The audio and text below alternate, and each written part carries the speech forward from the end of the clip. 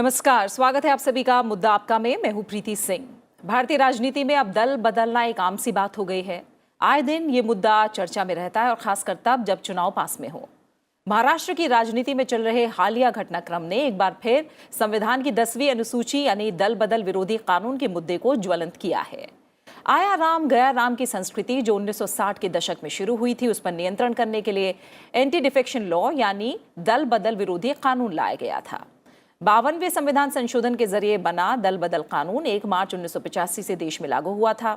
संविधान में इसे 10वीं अनुसूची के रूप में शामिल किया गया था। यह कानून संसद और राज्य विधानसभाओं दोनों पर लागू होता है।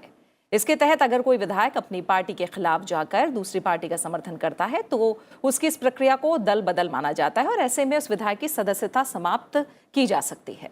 आखिर दल बदल विरोधी कानून कहता क्या है, ये क्या है और आज के दौर में इसकी कितनी प्रासंगिकता है? क्या वाकई में ये अपने उद्देश्य की पूर्ति कर रहा है? क्या इस कानून के जरिए दल बदलने पर लगाम कसी गई है?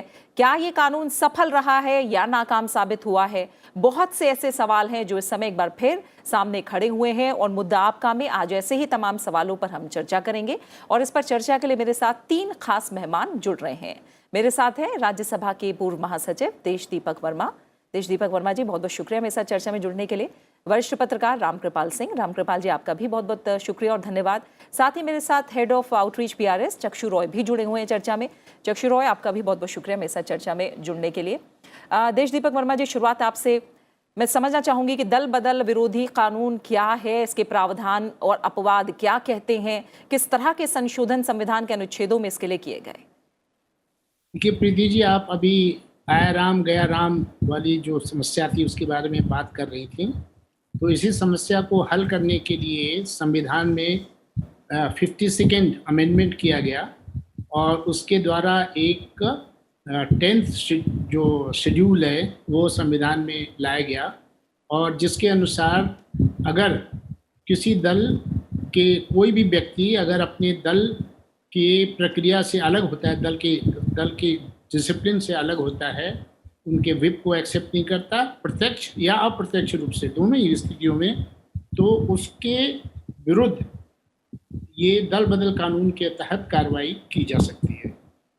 और इस कार्रवाई में जैसा कि अब काफ़ी लोगों को पता है, इस बीच में महाराष्ट्र के प्रकरण के संदर्भ में भी बहुत लोगों को जानकारी हो गई है कि जब तक 2/3 लोग अगर बात से बाहर हो करके, अगर केवल एक्सेप्शन है इसमें कि अगर 2/3 लोग किसी भी दल के अलग हो करके किसी दल में विलय करते हैं या अपनी एक अलग एंटिटी बनाते हैं, तो उस केस में उनके विरुद्ध जो दल बदल विरोधी कानून है वो लागू नहीं होता है, अर्थात कि वो डिस्क्वालीफाई नहीं होते। और ये जो निर्णय है वो जो भी उस सदन का जो स्पीकर है, जो अध्यक्ष है, वो उसको लेना होता है। वो सारी तथ्यों पर विचार करके ये निर्णय लेता है। जी, बाकी और क्या अपवाद इसमें हैं और क्या विशेषताएं, खामियां हैं, इस पर भी हम आगे चर्चा करेंगे। तमाम जो कानून से जुड़े बाकी पहलू हैं उन पर आप सभी मेहमानों की राय जानेंगे। लेकिन रामकृपाल जी, आखिर इस कानून की जरूरत क्यों पड़ी? क्योंकि हाल में कई मामले देखे, अब महाराष्ट्र में जो हम घटनाक्रम देख रहे हैं उसके बाद एक बार फिर चर्चा में है। लेकिन जैसा मैंने और देशदीपक वर्मा जी ने भी अभी जिक्र किया कि 1967 की बात करें तो आम चुनाव के बाद एक पार्टी से दूसरी पार्टी में जाने से कई राज्यों की सरकारें गिरी थी और आया राम गया राम का मुहावरा इसी दल बदल प्रवृत्ति के चलते चर्चा में आया। कितना गहरा ये मुद्दा, ये मसला भारतीय राजनीति में शुरू से रहा है? देखिए, ये शुरू से ही भारतीय राजनीति में जिस तरह से भारत का लोकतंत्र धीरे धीरे मजबूत होता गया है, बहुत सारी चुनौतियां संविधान के सामने भी आई हैं, कानून के सामने आई हैं, कानून बदले गए हैं। मूल भावना जो मुझे लगता है दल बदल की ये थी कि कोई भी अगर आप जनता के बीच में जा रहे हैं वोट मांगने जनप्रतिनिधि का, तो आप कुछ सिद्धांतों, कुछ जो आप वादे करते हैं उनको लेकर के जा रहे हैं और जनता ने माना यह जाता है कि आपके उन वादों और आप क्या समाज में आपकी नीतियों के लिए आपको वोट दिया है बोलता है, तो इसलिए आप उस पार्टी से अलग नहीं हो। यह था कि स्थिरता बनी रहे, खरीद फरोख्त जो है ये नहीं हो, इस भावना से लाया गया था।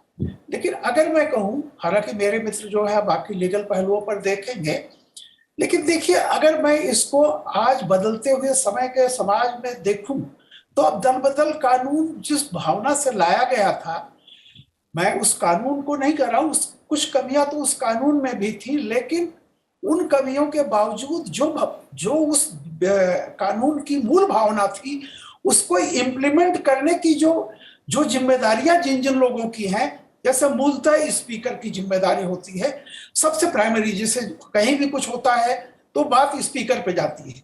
अब स्पीकर जो है वो मूल भावना को कितना उसको पालन करता है, विगत आप देखें तमाम घटनाओं के बावजूद जिनको पार्टी छोड़नी थी उन्होंने पार्टी छोड़ा और सारी चीजें हुई।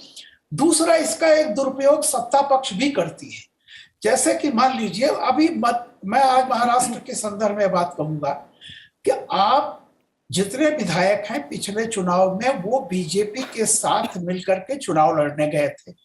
वहां पे मुख्य विरोधी दल उनके कौन थे जिनको परास्त करके वो आए?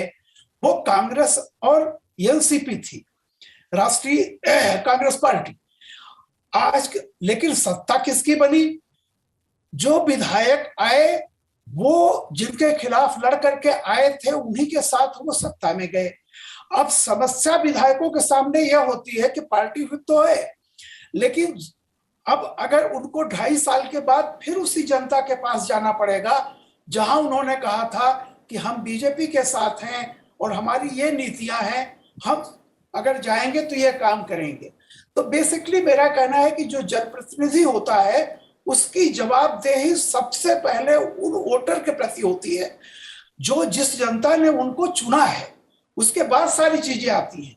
लेकिन सिर्फ सत्ता कायम रहे किसी की, इसके लिए कोई कानून लाया जाए और वो सत्ता किसी भी तरीके का कोई भी मैंडेट का दुरुपयोग करे, तो मेरा कहना है कि अब देखिए समय के साथ ये भी चीजें आ रही हैं, बहुत सारी चीजें हुई, किसको कहा जाए नहीं। देखिए राजस्थान, ये मध्य प्रदेश में बदलाव हुआ, कर्नाटक में हुआ, उत्तराखंड में इस तरह की चीजें हुई थी, खुद कर्नाटक से SR मुंबई का जो मामला सुप्रीम कोर्ट ने कहा था। तो मूल भावना ये जरूर थी कि सत्ता या एक स्थिरता लाई जाए, हॉर्स ट्रेडिंग न हो। लेकिन मेरा ऐसा मानना है कि इसका दुरुपयोग सिर्फ डिफेक्टर्स ही नहीं कर रहे हैं, जो लोग सत्ता में बैठे हैं या जो किसी भी कीमत पर अपनी पार्टी में एकता रखना चाहते हैं और मनमाने ढंग से काम करते हैं, जनमत का निरादर करते हैं, उनको भी कहीं ना कहीं ये कानून से सहायता मिल रही है। तो मेरा कहना है कि इसका दुरुपयोग भी हो रहा है, लेकिन इसका दुरुपयोग दोनों कर रहे हैं। इसका दुरुपयोग विधायक भी अगर कर रहे हैं तो उनका जो मुखिया पार्टी का वो भी दुरुपयोग कर रहा है। तो एक देखिए, एक जीवंत लोकतंत्र में समय समय पर मैं ये चाहता हूं, मेरा ऐसा मानना है इस कानून पर और विचार किया जाना चाहिए कि इसको किस तरह से, महाराष्ट्र का जैसे मुद्दा है, अभी तक की जो स्थिति है बहुत साफ दिखाई पड़ रहा है कि 2/3 मेजॉरिटी जिस पार्टी से बगावत कर चुकी है, आज भी जो स्पीकर डिप्टी स्पीकर हैं वो जैसा कि सारा काम कर रहे हैं, वो लग रहा है कि वो 37 विधायक नहीं, वो 17 या 16 विधायक जो बचे हैं उनके इशारे पर चल रहा है। तो मेरा कहना है कि खुद आप देख लीजिए, आज का जो उदाहरण है इससे बढ़िया कोई उदाहरण नहीं होगा। जी रामकृपाल जी, यानी जी आपने दुरुपयोग को लेकर जो बातें उठाई हैं जाहिर तौर पर उनको भी हम चर्चा में शामिल करेंगे और कैसे इस कानून में सुधार की दिशा में आगे बढ़ा जा सकता है इस पर भी चर्चा करेंगे। लेकिन चक्षु रॉय, क्योंकि हालिया घटनाक्रम महाराष्ट्र का है, थोड़ा सा स्थिति मैं समझना चाहूंगी कि महाराष्ट्र के हालिया मामले में क्या स्थिति है, कितना प्रासंगिक है ये कानून, क्या कहता है? महाराष्ट्र की स्थिति पर चर्चा करने से पहले एक हम थोड़े से कुछ आंकड़े देख लेते हैं। इस कानून के आने से पहले दल बदल के कितने केस होते थे। तो जब हमारी संसदीय परंपरा शुरू हुई 1952 में, उसके बाद से अगले 20 साल तक एक संसदीय रिपोर्ट में कहा गया था कि 540 केस हुए थे दल बदल कानून के पहले 20 साल में, जब हम लोग आज़ाद हुए थे। उसके बाद आपने बात करी 1967 के जनरल इलेक्शन की, तो 1967 का जो जनरल इलेक्शन था, मार्च से लेके अगले साल 1968 तक जो एक साल था, उसमें लगभग 440 केस दल बदल के देखे गए। तो लगभग सिर्फ 100 केस ही कम, जो 20 साल में जितने केस हुए थे लगभग उतने ही केस 440 केस एक साल में देखे। और उसके बाद फिर संसद में एक रेजोल्यूशन पास हुआ कि भाई दल बदल कानून पर कुछ चर्चा की जाए। अब जो ये कानून आया है इसके 2-3 पहलू हैं। तो पहली चीज ये कानून जो देश दीपक जी कह रहे थे, सिंह साहब कह रहे थे, पहली चीज ये जो कानून करता है वो ये करता है कि वो कहता है कि अगर आप एक पॉलिटिकल पार्टी के टिकट पर चुनाव जीत कर आए हैं तो आपको उस पॉलिटिकल पार्टी के अनुशासन का पालन करना पड़ेगा। और वो अनुशासन सदन के अंदर वोटिंग में और सदन के बाहर आप किस तरह से बिहेव करते हैं, क्या आपका स्टेटमेंट रहता है, वो लेके है। अब ये सिर्फ उन्हीं लोगों पर नहीं अप्लाई होता है जो कि पॉलिटिकल पार्टीज के चुनाव लड़ के लाए। अगर कोई इंडिपेंडेंट इलेक्ट होता है एमपी या एमएलए, उन पर भी ये लागू होता है। और उन पर इस तरह से लागू होता है कि अगर कोई इंडिपेंडेंट जीत कर आता है विधानसभा या संसद में और उसके बाद वो किसी पॉलिटिकल पार्टी को ज्वाइन कर लेता है तो उसके ऊपर भी दल बदल का कानून लगेगा और उनको भी सदन से निष्कासित किया जाए। तीसरी चीज जो ये लगती है दल बदल के कानून की, वो लगती है नॉमिनेटेड मेंबर्स पे। राज्यसभा में देश दीपक जी राज्यसभा का काम काफी समय से देख चुके हैं। राज्यसभा में नॉमिनेटेड मेंबर्स होते हैं, तो नॉमिनेटेड मेंबर्स के लिए दल बदल कानून में ये कहा गया है कि जब कोई मेंबर नॉमिनेट, राष्ट्रपति किसी को नॉमिनेट करके राज्यसभा भेजते हैं तो उनके पास पहले 6 महीने होते हैं किसी दल को के साथ जुड़ने के लिए। अगर उस पहले 6 महीने में वो किसी दल के साथ नहीं जुड़ते हैं और उसके बाद वो जुड़ते हैं तो फिर उन दल बदल का कानून लगा जाए। अब बात आई कि इस कानून के अपवाद क्या है, ऐसी कौन सी सिचुएशंस हैं जिस पर ये कानून नहीं लगता है। कुछ एक चीजें बड़ी ऑब्वियस ही हैं कि जो डेप्यूटी चेयरमैन होते हैं राज्यसभा के, क्योंकि वो हाउस से चुनकर आते हैं और जब वो हाउस से चुनकर उस चेयर को लेते हैं तो अगर वो अपनी पार्टी को छोड़ते हैं तो रुपया नहीं लगेगा। Speaker of Lok Sabha, deputy speaker of Lok Sabha अगर वो अपनी पार्टी को छोड़ के उस संवैधानिक कुर्सी पर बैठते हैं तो उन पर दल बदल का कानून नहीं। जब कानून बना था तो उसमें 2 अपवाद और थे, और वो 2 अपवाद इसलिए बनाए गए थे कि मान लीजिए आप किसी पार्टी के सदस्य हैं, उस पार्टी से चुनकर आए हैं, बट उस पार्टी की नीतियों से आप सहमत नहीं हैं, आप असहमत हैं कि वो पार्टी किस तरह से काम कर रही है, तो 2 तरीके बनाए गए। वो 2 तरीके ये थे। पहला तरीका ये था कि अगर आपकी पार्टी के 1/3 लोग को ऐसा लगता है कि वो पार्टी से डिसेंट करना चाहते हैं तो उसको स्प्लिट कहा जाता था। आप अपनी पार्टी से स्प्लिट हो जाते, अगर आप 1/3 होते तो आपके ऊपर दल बदल कानून नहीं लगता। और जो दूसरा एक्सेप्शन था जिसकी देश दीपक जी बात कर रहे थे कि अगर 2/3 लोग अपनी पार्टी छोड़ के किसी और पार्टी से अपना में मर्ज करना चाहते हैं, अलग एंटिटी बनना चाहते हैं, तो उन पर भी नहीं अप्लाई। और इस पूरी प्रक्रिया को देखने के लिए, क्योंकि ये लेजिस्लेचर्स और लेजिस्लेटर्स की बात हो रही थी, इस पूरी प्रक्रिया को देखने के लिए जो स्पीकर ऑफ लोकसभा थे और जो चेयरमैन ऑफ राज्यसभा थे उनको कस्टोडियन बनाया गया इस कानून का। और इसके तहत अब तक इस कानून में 2 बदलाव आए। पहला बदलाव तो सुप्रीम कोर्ट लेके आया है, और वो सुप्रीम कोर्ट बदलाव ये लेके आया है कि जो कानून की भाषा थी उसमें लिखा जाता था कि अगर आप अपनी मंशा से अगर आप पार्टी छोड़ रहे हैं, वॉलंटियरली लीविंग द पार्टी, तो सुप्रीम कोर्ट ने उसको इंटरप्रेट किया कि भाई वॉलंटियरली लीविंग द पार्टी का मतलब ये नहीं है कि सिर्फ आपने अपना इस्तीफा दे दिया पार्टी से। उसका मतलब ये भी है कि भाई आप अपनी पार्टी में होकर अगर किसी और पार्टी के मुद्दों को सपोर्ट कर रहे हैं या फिर उनकी रैलियों में जा रहे हैं, उनके लीडर्स के साथ बैठकर आप डिस्कशन कर रहे हैं, तो उस पर भी आप पर दल बदल का कानून लगा। तो ये सुप्रीम कोर्ट इसको लेके आई। सुप्रीम कोर्ट ने एक चीज और भी कही, और वो ये कहा कि जो स्पीकर और चेयरमैन की जो रूलिंग थी या असेंबली स्पीकर्स की रूलिंग थी उस पर जुडिशियल रिव्यू भी हो। ठीक है। अब इसको ये जो 1/3 की जो बात हो रही थी कि भाई 1/3 अगर आप एक पार्टी के लोग छोड़कर उस पार्टी को चले जाते हैं तो स्प्लिट माना जाता है, उसका काफी दुरुपयोग होने लगा। तो जो छोटे छोटे राज्य थे जहां पर विधानसभाएं छोटी थी, वहां पर छोटी पार्टियों को तोड़ने में बहुत ज्यादा आसानी हो रही थी। तो लोगों ने ये कहा कि भाई ये जो 1/3 है, ये जो एक्सेप्शन है, इसको दल बदल कानून से हटा। तो वाजपेयी साहब की गवर्नमेंट में एक संवैधानिक अमेंडमेंट लाया गया और ये जो 1/3 प्रोविजन था, जो स्प्लिट का प्रोविजन था, उसको हटा दिया। तो 2003 के बाद से जी। अब आई बात महाराष्ट्र की। महाराष्ट्र में स्थिति ये है कि कहा जा रहा है कि जो एक पक्ष है शिवसेना का, उनके पास 2/3 लोग हैं। अब ये कैसे डिटरमिन होगा कि उनके पास 2/3 लोग हैं कि नहीं है, ये तो फ्लोर ऑफ द हाउस पर डिटरमिन होगा। और दूसरी ये उस तरह से डिटरमिन होगा कि डेप्यूटी स्पीकर को शिवसेना लिखेगी, जो दूसरा 2/3 पक्ष है वो लिखेगा, और जो डेप्यूटी स्पीकर हैं, क्योंकि महाराष्ट्र विधानसभा में इस वक्त स्पीकर नहीं है, तो डेप्यूटी स्पीकर जो हैं वो फिर देखेंगे कि किसका पलड़ा भारी है। इसी पर मैं देश दीपक वर्मा जी का कमेंट भी चाहूंगी कि जैसे बात भी अभी चक्षु ने भी हमें बताई, देश दीपक जी, कि कस्टोडियन की भूमिका जो भी उस सदन का, वो चाहे विधानसभा की बात करें या हम लोकसभा की बात करें, वहां जो अध्यक्ष होगा वो कस्टोडियन की भूमिका निभाएगा। दल बदल कानून के मुद्दे पर सदन के अध्यक्ष की भूमिका क्या है, कितनी अहम है?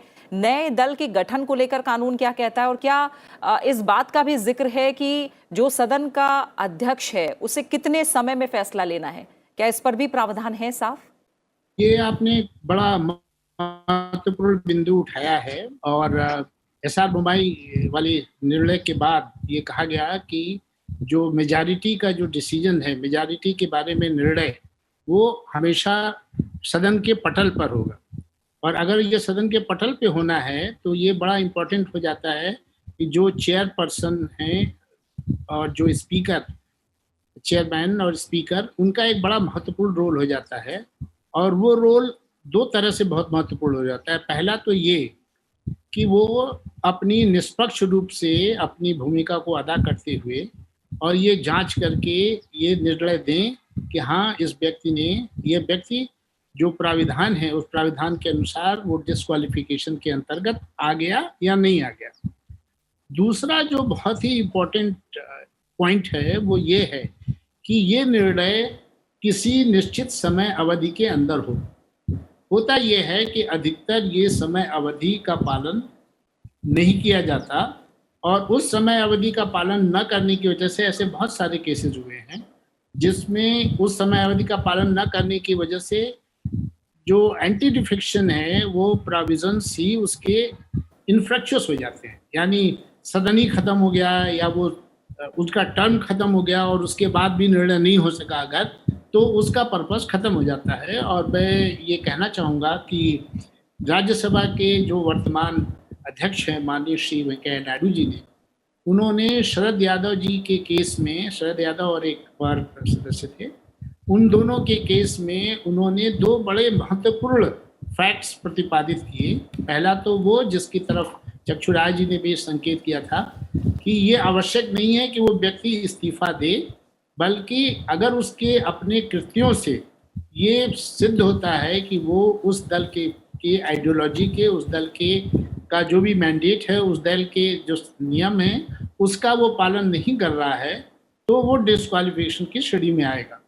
दूसरा जो बहुत ही महत्वपूर्ण निर्णय, और मुझे हर्ष है कि मैं उस निर्णय के समय में मैं राज्यसभा में था और मैं इन्वॉल्व रहा हूँ, कि उन्होंने ये अपने निर्णय में ये बात कही कि 3 महीने के अंदर इनके, उन्होंने निर्णय भी दिया, वो निर्णय 3 महीने के अंदर ही दिया, उससे कम दिया वास्तव में, और ये कहा कि 3 महीने के अंदर ये निर्णय सारे ही, न केवल लोकसभा राज्यसभा के प्रिसाइडिंग ऑफिसर्स के लिए, बल्कि उन्होंने सारे असेंबलीज के भी और हाउसेस के लिए उन्होंने ये कहा कि ये निर्णय 3 महीने के अंदर लिया जाना चाहिए। और मैं समझता हूँ कि ये जो निर्णय है 3 माह के अंदर लेने का, अगर इसका पालन किया जाएगा तो तभी ये जो दल बदल कानून है वो बहुत प्रभावी हो सकेगा। जैसा आपने शुरू में ही बात की, दुरुपयोग को लेकर आशंका जताई, और कहीं ना कहीं ये बातें भी सामने आती रही हैं जब भी इस कानून को लेकर जिक्र होता है कि जो सदस्य है, वो चाहे विधानसभा का हो या फिर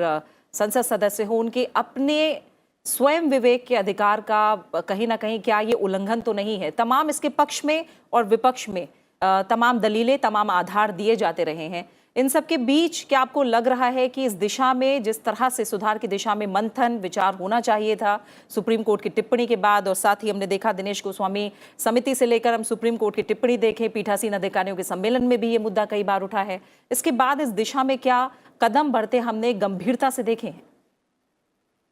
आप मैं समझता हूँ कि ये बात तो रेखांकित की जा चुकी है बहुत ही अच्छे ढंग से, प्रभावी ढंग से, और जैसा आपने अंकित किया, प्रिसाइडिंग ऑफिसर्स कॉन्फ्रेंस में एक एजेंडा के तौर पे इसको डिस्कस किया गया था और सभी लोगों ने इस बात को स्वीकारा था कि ये संशोधन और ये सुधार इसमें किए जाने की आवश्यकता है। प्रश्न ये उठता है कि चूंकि ये मुद्दे जनरली सामान्यतया राजनीतिक होते हैं और इससे राजनीतिक दल का, वहाँ की वर्तमान सरकार का भविष्य उसमें अंतर्निहित हो जाता है, तो उसका पालन नहीं किया सकता, क्योंकि जुडिशियल प्रोसेस, ये एक जुडिशियल प्रोसेस है।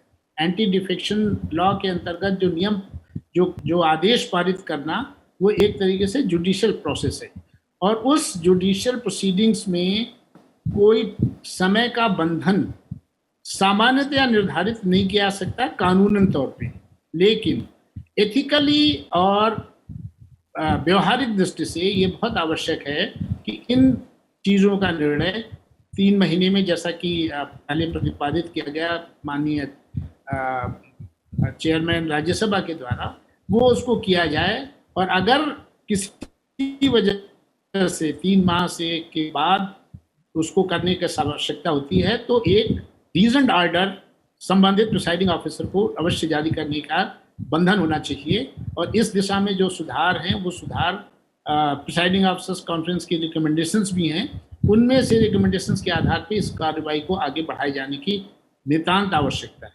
जी, रामकृपाल जी, यही सवाल मेरा आपसे भी है। लाभ और हानि का जिक्र हमने किया है और माना जाता है कि अगर हम इसके फायदों की बात करें तो सरकार को कहीं ना कहीं स्थिरता मिलेगी इससे, और आप उत्तरदायी एक तरह से रहेंगे, और जिस पार्टी के टिकट पर आप चुनाव जीत कर आए हैं या फिर निर्दलीय चुनाव जीत कर आए हैं, जिस मैनिफेस्टो का आपने वादा किया है जनता के बीच, कहीं ना कहीं उस पर आप कायम रहेंगे।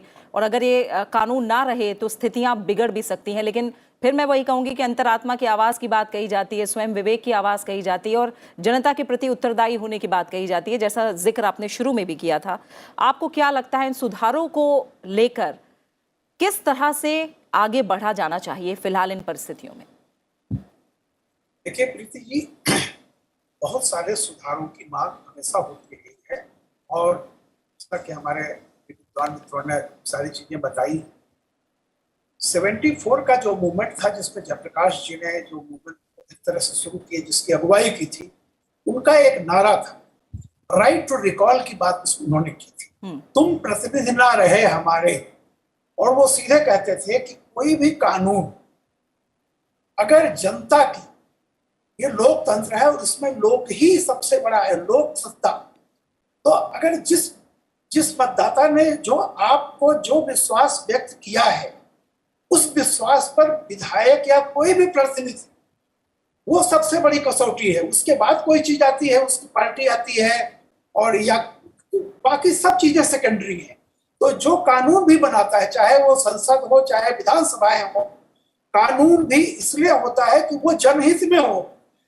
लेकिन मैं ये नहीं कह रहा हूँ कि दरबदल कानून जो राजीव गांधी जी के जमाने में लाया गया वो बहुमत था, वो गलत था, बहुत अच्छा था, शायद उसका मकसद ही रहा हो।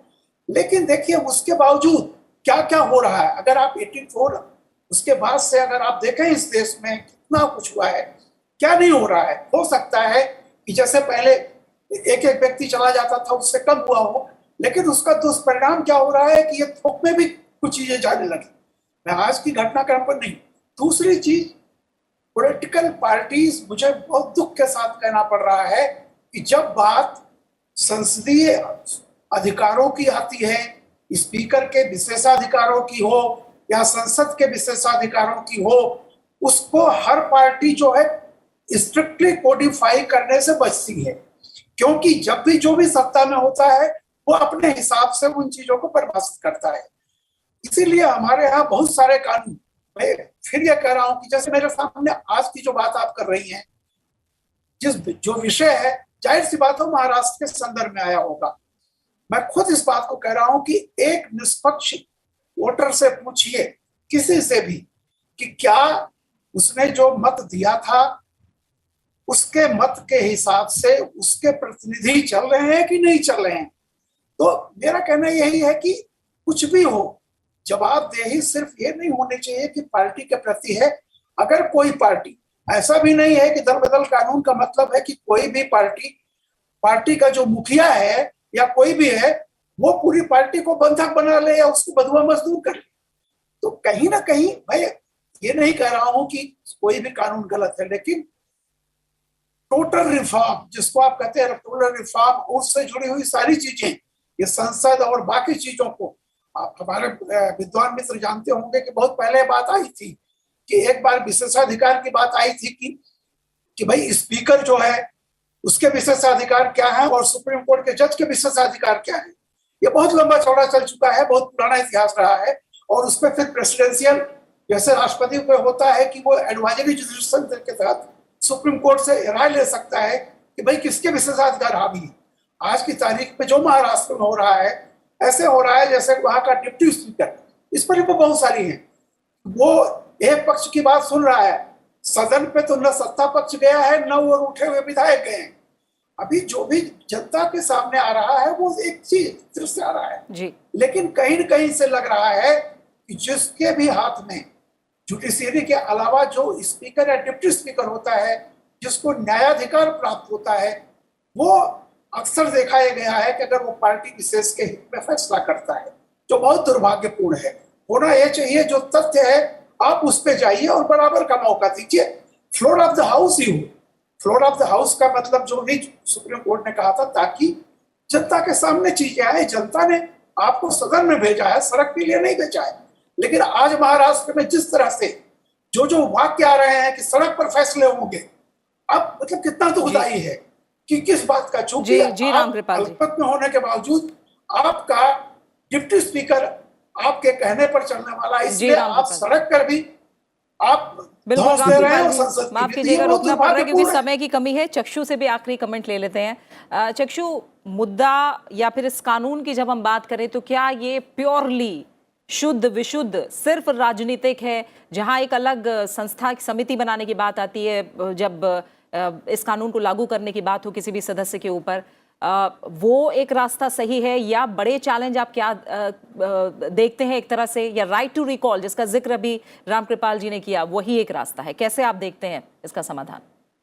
हाँ प्रीति जी, मैं जब देशदीपक वर्मा जी को सुन रहा था तो उन्होंने दो तीन चीजें कही जिनसे मैं सहमत हूँ। एक, उन्होंने ये कहा कि जो ये दल बदल है ये एक राजनीतिक इशू है, और राजनीतिक इशू होने की वजह से जब इसे संसदीय परंपरा में खींचा जाता है तो इसके काफ़ी अनएक्सपेक्टेड रिजल्ट्स रहते हैं। अब जैसे जब देशदीपक जी सेक्रेटरी जनरल थे राज्यसभा के, तो एक बड़ा अच्छा जजमेंट जो वो बात कर रहे थे कि आया था, जिसमें ऑनरेबल चेयरमैन ने कहा था कि 3 महीने में जजमेंट सबको देना चाहिए, और उनका जजमेंट भी 3 महीने में आया था। बट जजमेंट 3 महीने के आने के बाद ऐसा नहीं था कि वो उसमें जो राजनीतिक चीज थी वो खत्म हो गई। उसके बाद क्या हुआ कि भाई जो भी लोग उस जजमेंट से सहमत नहीं थे वो उस जजमेंट को हाईकोर्ट ले गए और वो अब तक पेंडिंग चला। तो ये जो राजनीतिक जो मसला है इसका, ये पार्टियों का अंदरूनी मामला है, और इसे पार्टियों को देखना चाहिए कि वो अपने एमएलए के साथ कैसे बर्ताव करते हैं, किस तरह से। जैसे थोड़ी देर पहले सिंह साहब कह रहे थे कि भाई कोई पार्टी का लीडर अपने एमएलए को बांध के तो नहीं रख सकता अपनी पार्टी के साथ, ठीक है। तो वो जो इनर पार्टी डायलॉग की बात है वो होनी चाहिए। एक बड़ा चेंज ये आ सकता है जी, एक बड़ा चेंज ये आ सकता है कि जो ये जो कानून है इसको सीधे ब्लैक एंड व्हाइट कर दिया जाए, कि इसमें जो स्पीकर है उनका नाम खराब ना हो, चेयरमैन का नाम खराब ना हो कि भाई वो उनके ऊपर राजनीतिक दबाव पड़ रहा है इसलिए वो कोई डिसीजन लेना है। और उसको ब्लैक एंड व्हाइट करने का सिर्फ एक तरीका है, और वो एक तरीका ये है कि इस कानून का जो एप्लीकेबिलिटी है वो सिर्फ एक समय पर करी जाए, और वो तब हो जब हाउस के अंदर नो कॉन्फिडेंस मोशन आया हो। तो जब हाउस के अंदर नो कॉन्फिडेंस मोशन आया हो, जिसने अपनी पार्टी की व्हिप के खिलाफ वोट किया है, आप उसे निष्कासित कर दें। तो इसमें फिर जजमेंट कॉल नहीं रह जाता है कि भाई आपने किस मुद्दे पर किसी को निकाला, किसको नहीं निकाला, और फिर इसमें आपको क्या कहते हैं ज्यादा समय भी नहीं चाहिए। जब आपने वोट किया, वोट की टैली हुई, मालूम पड़ जाएगा कि भाई आपकी पार्टी ने व्हिप किस चीज का दिया था और आपने वोट किस तरह से। बिल्कुल, ये भी एक तरीका हो सकता है। जी चक्षु, समय क्योंकि पूरा हो गया, माफ कीजिएगा, आपको यही रोकना पड़ेगा। चक्षु रॉय आपका, देशदीपक वर्मा जी आपका, और रामकृपाल सिंह जी, आप तीनों मेहमानों का बहुत बहुत शुक्रिया।